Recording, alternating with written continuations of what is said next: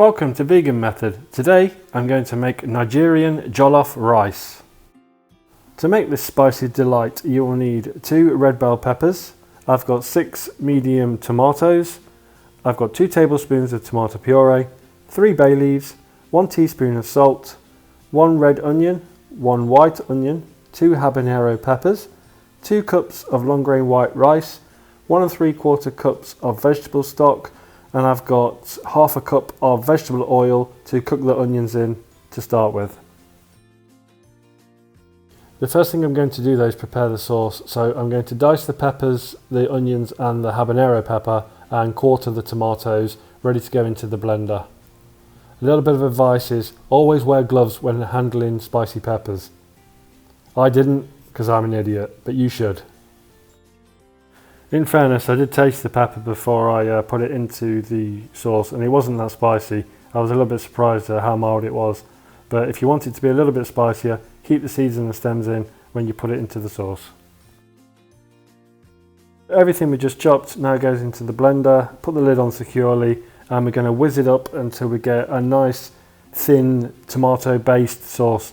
It's not too thick, which is great. It gets the water from the vegetables. So the consistency you see here is what we're looking for. This recipe I'm using a deep pot and I'm going to add the vegetable oil to that pot and bring it up to temperature. While it's warming, I'll dice the white onions and add them into the pot with the bay leaves, and I'm going to cook them until the onions are translucent.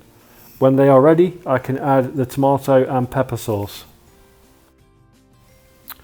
So I've just given it a little bit of a stir and then I'm going to add the tomato puree, and then this needs to be stirred thoroughly through the mixture.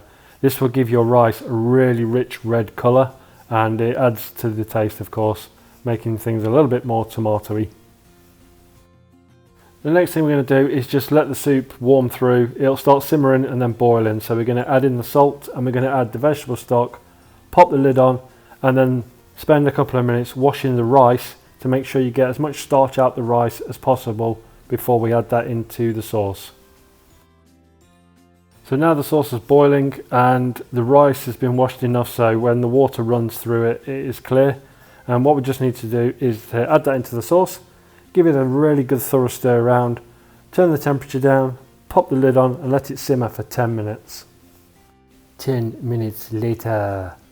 Okay, it's Nigerian, not French. So 10 minutes later, I've took the lid off and I've turned the temperature right down, and I'm going to stir the rice through the sauce again, and you can see that the rice has changed colour. It's taken on the colour and the flavour of the sauce.